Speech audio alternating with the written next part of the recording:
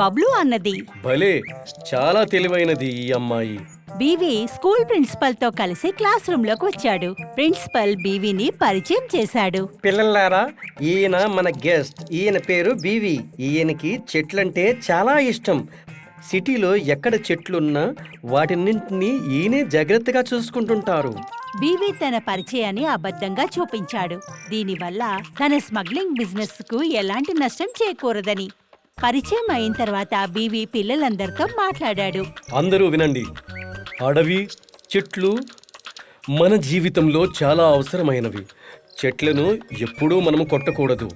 మనం చెట్లను పెంచుతూ ఉండాలి.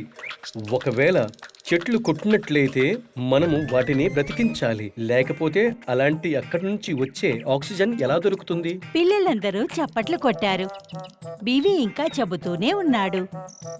చూడండి పిల్లలారా, మీరు మాలాగానే చెట్లు పెంచి పచ్చతనాన్ని పెంచాలి. వాటిని ఎప్పుడూ కొట్టకూడదు. వాటిని ఎవరు కొట్టినట్లయినా వాళ్ళని ఆపుతూ ఉండాలి.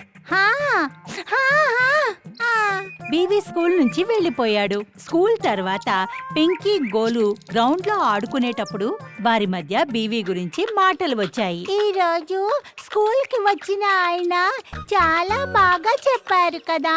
అవును గోలు, బీవీ సార్ మనకి మంచి మంచి మాటలు చెప్పారు. చెట్లని నరకూడదు, వాటిని కాపాడాలి.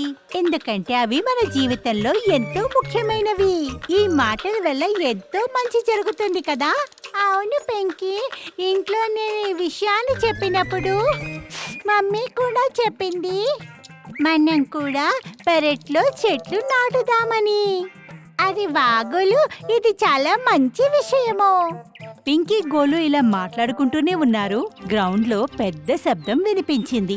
ధడామ్మని గ్రౌండ్ బయట సుమారుగా 2-3 చెట్లు మాయమైపోయాయి. వాటిలో ఒకటి కింద పడి ఉంది. ఇంకో రెండింటిని నరుకుతున్నారు. పింకీ, గోలు వెంటనే అటువైపుకు వెళ్లారు. వాళ్ళిద్దరూ ఆ చెట్లు నరికే వాళ్లతో మాట్లాడారు. అరే, ఈ చెట్టుని మీరెందుకు నరుకుతున్నారు? చూడమ్మాయి, మాకు ఈ చెట్లు నరకమని చెప్పారు. అందుకే మేము నరుకుతున్నాము. మీరు కొద్దిగా సైడ్కి వెళ్ళండి. మీరు దీన్ని నరకకూడదు.